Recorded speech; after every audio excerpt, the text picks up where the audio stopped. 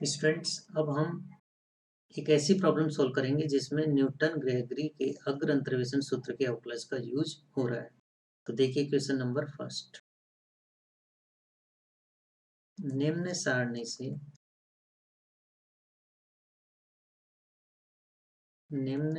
से dy by dx एवं d2y upon dx square का मान x इक्वल टू 2 पर प्राप्त कीजिए।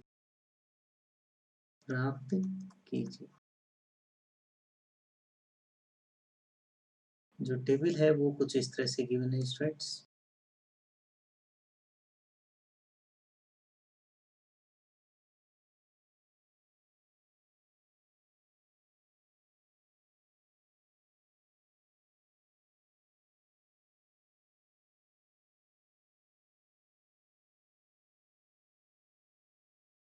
ये आपको x की वैल्यूज गिवन है और ये आपको y equal to f of x की। x है आपके पास मान लो 1 3 5 7 9 और एफ ऑफ एक्स है आपके पास 2 4 8 14 देन 22। ओके, तो ये आपके पास टेबल है जिसमें x और y equal to f of x के मान दिए गए। अब इन डेटा के लिए आपको dy बाई डी एक्स एवं d two y upon d x square का मान ज्ञात करना है। किस पॉइंट पे? x इक्वल टू 2 पर। ठीक है स्टूडेंट्स, तो कैसे करेंगे आप इसे? तो देखिए,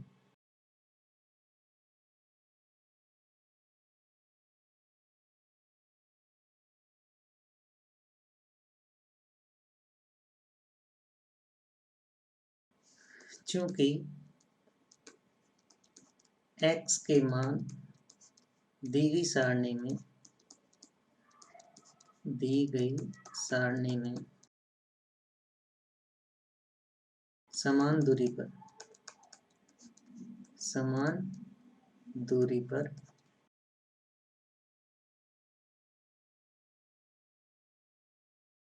अर्थात आपको h का मान मिल जाएगा। तो h क्या हो जाएगा स्टूडेंट्स? 2 हो जाएगा। क्यों? क्योंकि x के मान 1 3 5 7 9 है।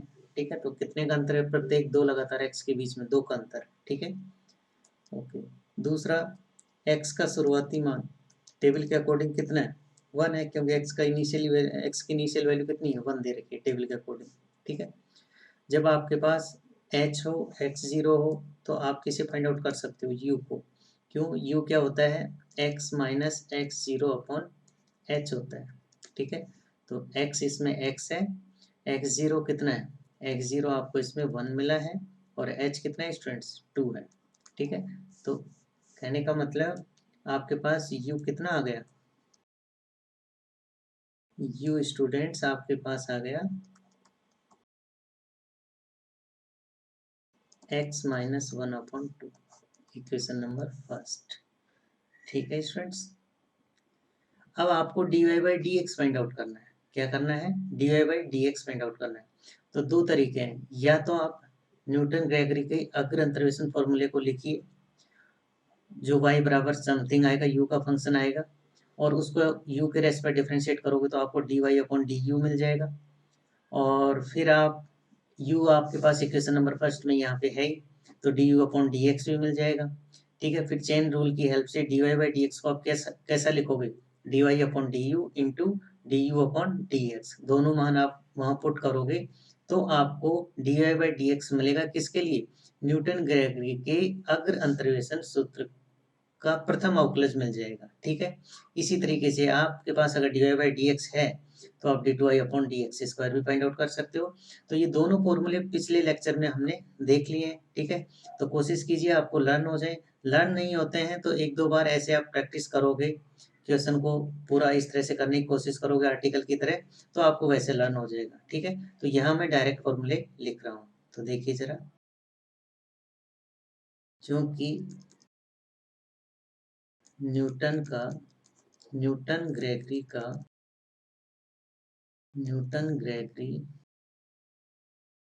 अग्र अंतर्वेशन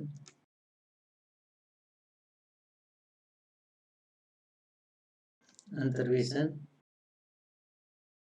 प्रथम अवकलज,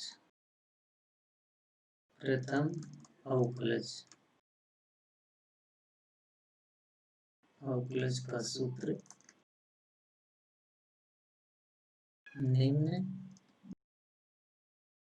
होता है। अब ये आपको लर्न होना चाहिए, ठीक है।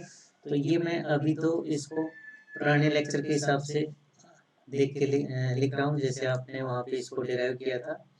देखिए ये आपके पास क्या था, dy अपॉन dx था। देखो इक्वेशन नंबर 5 में, इक्वेशन नंबर 5 में ये dy बाई dx था। बाहर एक किससे मल्टीप्लाई है, 1 अपॉन h से, और इनसाइड में del y zero plus 2u minus 1 upon 2 factorial into del 2y zero plus 3u square minus 6u plus 2 upon 3 factorial into del q y upon del zero, ऐसे, ठीक है। तो एक बार आप इस फॉर्मूले को लिख लीजिए, बार बार लिखोगे तो आपको वैसे भी लर्न हो जाएगा, ठीक है स्टूडेंट्स। तो देखिए जरा, तो dy बाई dx क्या है, वहां से 1 upon h whole bracket, first term क्या है del y zero, second term बोलिए 2u minus 1 upon 2 factorial into del two y zero plus, next क्या था, नेक्स्ट था स्टूडेंट्स 3u स्क्वायर माइनस, पर देख लीजिए क्या था, 3u square minus 6u plus 2 upon 3 factorial, 3u square minus 6u plus 2 upon 3 factorial, और ये मल्टीपल है डेल क्यूब वाई जीरो का, फिर प्लस नेक्स्ट टर्म क्या आएगी 4u cube minus 22u square plus 18u minus 6 upon 4 factorial into del 4y zero. और students इसमें और भी टर्म्स आएंगे आगे, बट आपको सभी को लिखना जरूरी नहीं है, आपको जो जो रिक्वायरमेंट होगा वो आपको लिखना पड़ेगा, ठीक है स्टूडेंट्स। तो ये आपका dy बाई dx आ जाएगा। तो इसे मैं इक्वेशन नंबर सेकंड कह रहा हूँ। अब स्टूडेंट्स इक्वेशन नंबर सेकंड में आपको किसकी जरूरत है, ये देखो यहाँ पे आपको फर्स्ट फॉरवर्ड डिफरेंस की जरूरत है, किस पॉइंट पे, x0 पे। यहाँ पे सेकंड फॉरवर्ड डिफरेंस की जरूरत है, यहाँ पे थर्ड फॉरवर्ड डिफरेंस की जरूरत है, यहाँ पे फोर्थ फॉरवर्ड डिफरेंस की जरूरत है। u ऑलरेडी आपको मिल चुका है इक्वेशन नंबर फर्स्ट में, u क्या है x माइनस 1 अपॉन 2 है, ठीक है। तो अब ये first forward, second forward, third forward और फोर्थ फॉरवर्ड डिफरेंसेज आपको कहाँ से मिलेंगे, फॉरवर्ड डिफरेंस टेबल से। तो अब आपको इसमें फॉरवर्ड डिफरेंस टेबल भी बनानी होगी, ठीक है स्टूडेंट्स। तो देखिए इसमें आप टेबल बनाओगे फर्स्ट फॉरवर्ड डिफरेंस की। तो देखिए यहाँ पे x के लिए ये 1, ये 3, ये 5, ये 7 और ये 9, ठीक है स्टूडेंट्स। तो कुछ इस तरह की अपने पास टेबल आएगी, ओके। अब इसमें आपके पास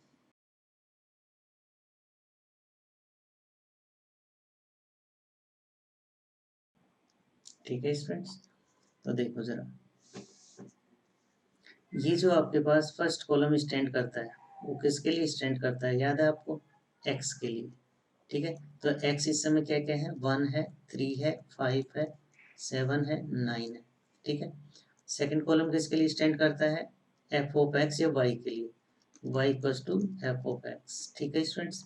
तो इस समय क्या क्या दे रखा है, शायद 2 दे रखा है, 3 के करस्पॉन्डिंग आपको 4 दे रखा है, इसके करस्पॉन्डिंग आपको 8 दे रखा है, इसके करस्पॉन्डिंग आपको 14 दे रखा है, और इसके करस्पॉन्डिंग आपको 22 दे रखा है। देख लीजिए एक बार, ये देखो यहाँ पे 2 4 8 14 22, 2 4 8 14 22, ठीक है। अब आप नेक्स्ट कॉलम अगर कैलकुलेट करोगे तो नेक्स्ट कॉलम क्या आएगा स्टूडेंट्स, ये आएगा फर्स्ट फॉरवर्ड डिफरेंस, क्या आएगा, फर्स्ट फॉरवर्ड डिफरेंस, जिसे आप del y zero sorry del y कह सकते हो या डेल एफ ऑफ एक्स कह सकते हो, ठीक है ना, क्योंकि y equal to f of x है। तो जरा कैलकुलेट कीजिए, 4 माइनस 2 करोगे तो कितना है 2, 8 माइनस 4 करोगे तो कितना है 4, 14 माइनस 8 करोगे तो कितना है 6, और 22 माइनस 14 करोगे तो कितना आ रहा है 8 आ रहा है। तो ये आपको क्या मिला, फर्स्ट फॉरवर्ड डिफरेंस। अब नेक्स्ट कॉलम बनाओगे तो आपको क्या मिलेगा, सेकंड फॉरवर्ड डिफरेंस। तो देखिए 2 यहाँ से कितना आ रहा है 2, यहाँ से कितना आ रहा है 2, ठीक है। अब देखो सेकंड फॉरवर्ड डिफरेंस में सारी एंट्री एक जैसी आ गई, ठीक है। तो इसका मतलब जो नेक्स्ट फॉरवर्ड डिफरेंस आएगा थर्ड ऑर्डर के लिए वो डेफिनेटली कितना आएगा, 0 आएगा, क्योंकि ये क्लियर हो जाता है कि अगर किसी फॉरवर्ड डिफरेंस कॉलम में सारी एंट्री एक जैसी आ जाती है तो फिर नेक्स्ट फॉरवर्ड डिफरेंसेस क्या हो जाएंगे, 0 हो जाएंगे। क्यों? क्योंकि जैसे आप 2 - 2 करोगे तो कितना आ रहा है 0, 2 - 2 करोगे तो कितना आएगा 0। तो नेक्स्ट भी आपके पास क्या आएगा, डेल 4y, ये भी कितना आएगा 0 आ जाएगा, ठीक है स्टूडेंट्स। तो बाकी पोर्शन को आप रब कर सकते हैं।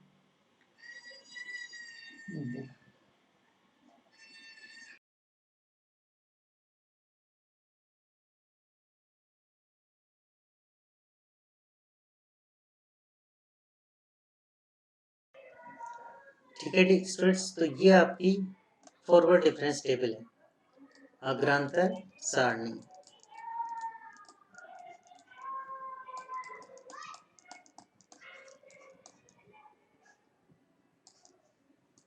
ओके, अब इसमें आपको इंफॉर्मेशन होनी चाहिए कि ये जो एंट्री है ये किसका काम कर रही है, x0 का।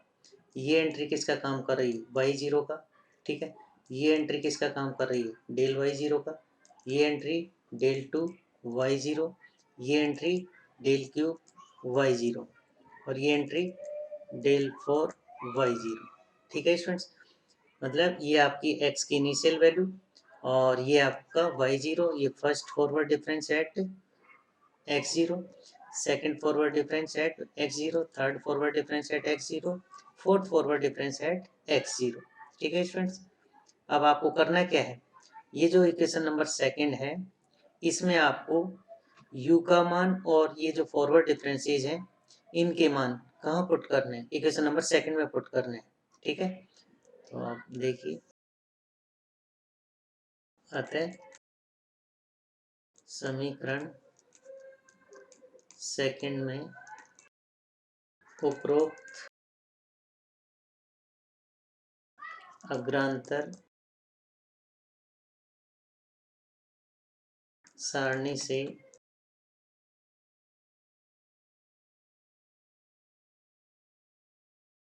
मान रखने पर देखो जरा dy बाई डी एक्स, ठीक है।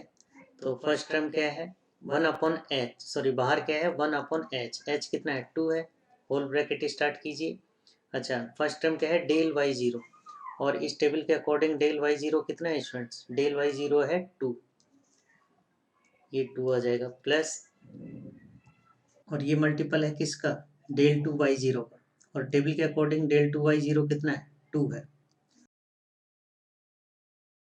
प्लस नेक्स्ट टर्म आप लिखेंगे तो ब्रैकेट स्टार्ट करेंगे और क्या होता था 3 times u square, u means x minus 1/2 का square minus 6u, u means x minus 1/2, okay.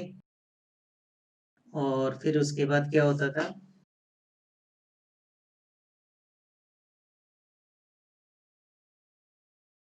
+2, okay, whole divided by 3 factorial, और ये मल्टीपल होना चाहिए किसका, डेल क्यूब बाई 0, लेकिन इस टेबल के अकॉर्डिंग डेल क्यूब बाई 0 कितना है 0 है, ठीक है। तो ये 0 से मल्टीप्लाई होगा, नेक्स्ट टर्म भी 0 से मल्टीप्लाई होकर किस में चली जाएगी 0, ठीक है। तो ये आपके पास dy बाई dx, देखिए क्या बच रहा है 1/2 तो आउटसाइड, होल ब्रैकेट स्टार्ट कीजिए, 2 ऐसे कैसे, और इसको आपको सोल्व करना है, ठीक है। तो इसे आप सोल्व करोगे तो 2 प्लस 2 से तो 2 कैंसिल, ठीक है। तो कितना बच रहा है आपका, ये बच रहा है आपका x minus one upon 2 factorial, तो दैट इज ये बच जाएगा आपके पास x माइनस 2 अपॉन 2 फैक्टोरियल, और मल्टीपल में क्या है इसके 2 है, ठीक है। और प्लस ये टर्म किस में चली जाएगी 0 में, नेक्स्ट टर्म किस में चली जाएगी 0 में, तो ये इस तरह से dy बाई डी एक्स, अब 1/2 ऐसे कैसे, ठीक है। और इसमें आप 2, अब देखो ये इस 2 से ये 2 कैंसिल, ठीक है, तो 2 से 2 कैंसिल हो जाएगा, तो आपके पास क्या बचेगा, x माइनस 2, ओके, ये बच जाएगा। तो नेक्स्ट पेज पे देखिए आपके पास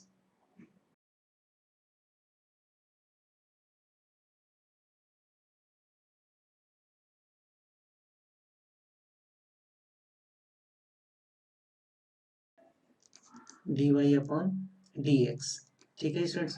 तो बाहर तो क्या चल रहा है, 1/2, और ब्रैकेट के अंदर क्या क्या बच रहा है आपके पास,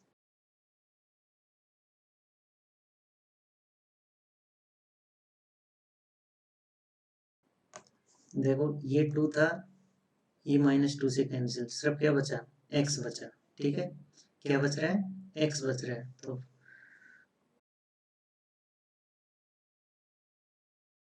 ये सिंपल x बच जाएगा, तो मतलब dy upon dx equals to x/2, ठीक है। लेकिन आपको तो dy अपॉन dx चाहिए किस पे, आपको चाहिए x इक्वल्स टू 2 पे, क्वेश्चन में पूछा गया है, ठीक है ना, तो आप x की जगह 2 रख दीजिए, तो दैट इज 1, ठीक है ना, जो कि दी गई सारणी के लिए, दी गई सारणी में दी गई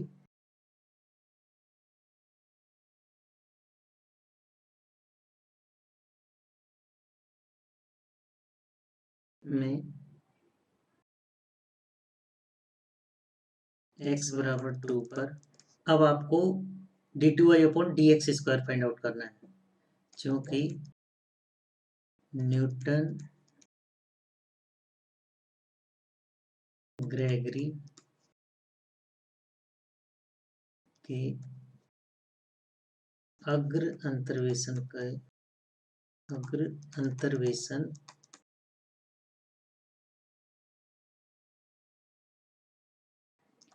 सूत्र के लिए द्वितीय अवकलज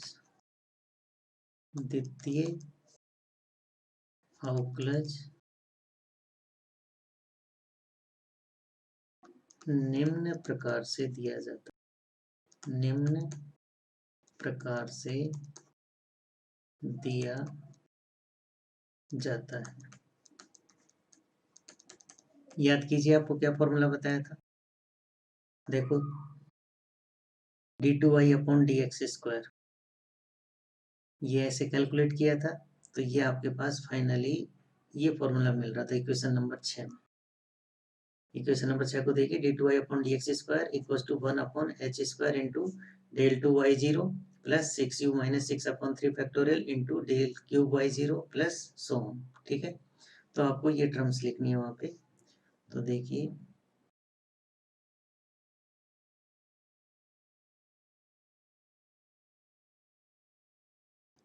d2y अपॉन dx स्क्वायर, बाहर क्या है 1 अपॉन h स्क्वायर, और इनसाइड क्या है डेल 2y0 फर्स्ट टर्म, ठीक है ना। नेक्स्ट टर्म क्या है 6u minus 6 upon 3 factorial into del cube y0, ठीक है। याद रखने के लिए एक टर्म और लिख लीजिए, ये आपका आ रहा था स्टूडेंट्स 12u स्क्वायर, क्या आ रहा था 12u स्क्वायर, एक बार देख लेते हैं क्या था, ये था 12u स्क्वायर माइनस 36u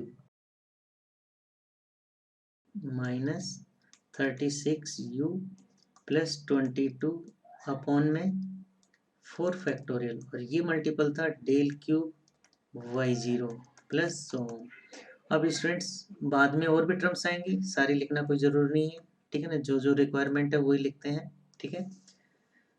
तो d2y upon d x square, देखिए 1 अपॉन एच तो कितना स्टूडेंट्स 2 है, तो 2 का स्क्वायर हो जाएगा, और बाहर मल्टीप्लाई में डेल 2y0, अब देखो टेबल में जाइए आप, और डेल 2y0 क्या है, अच्छा टेबल है आपकी पीछे वाले पेज पे, दैट इज पेज नंबर 8 पे, तो देखिए डेल 2y0, ये तो आपका डेल y0 है 2 है, तो इसकी तो जरूरत है नहीं, डेल 2y0 ये कितना आ रहा है 2 आ रहा है, कितना आ रहा है 2 आ रहा है, और देखो बाद में डेल क्यू वाई और डेल 4y सब क्या आ रहे हैं 0 में जा रहे हैं, तो इसका मतलब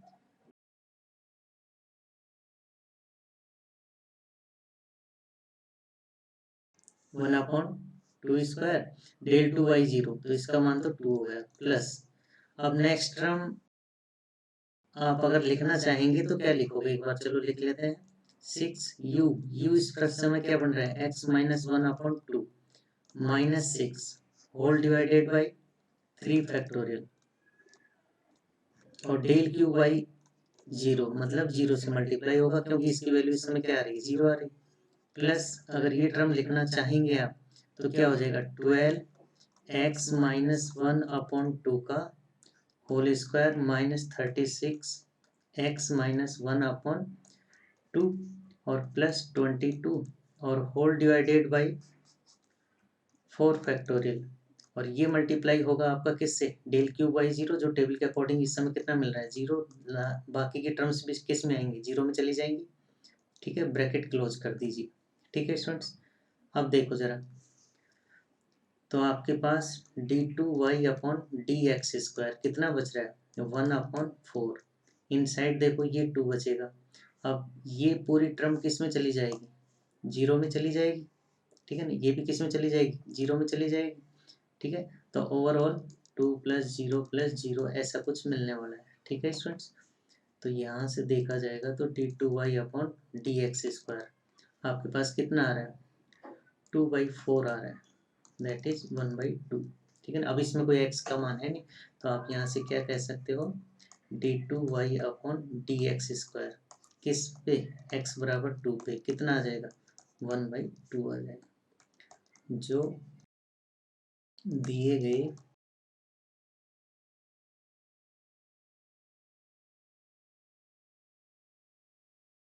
गए आंकड़ों के लिए द्वितीय अवकलज का मान है। ठीक है स्टूडेंट्स, तो ये इस तरह से आपकी ये प्रॉब्लम कंप्लीट होती है।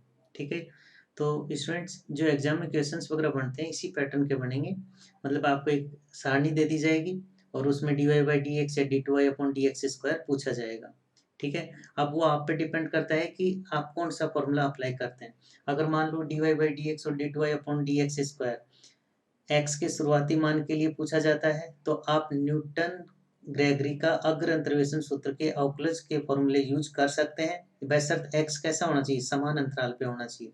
अगर आपसे dy/dx और d2y upon dx square last के मान पे पूछे जाते हैं, लास्ट के मान के आसपास पूछे जा रहे हैं, तो आप उस स्थिति में न्यूटन ग्रेगरी के पश्च अंतर्वेशन सूत्र का उपयोग कर सकते हैं, बशर्ते वहां पर भी x आपका क्या है, प्रॉब्लम में समान दूरी पे होना चाहिए।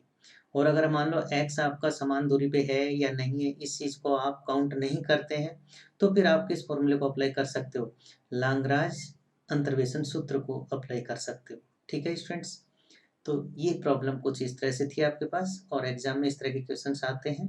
ठीक है, आप बुक में और क्वेश्चंस वगैरह देख सकते हैं, वहाँ से प्रैक्टिस कर सकते हैं।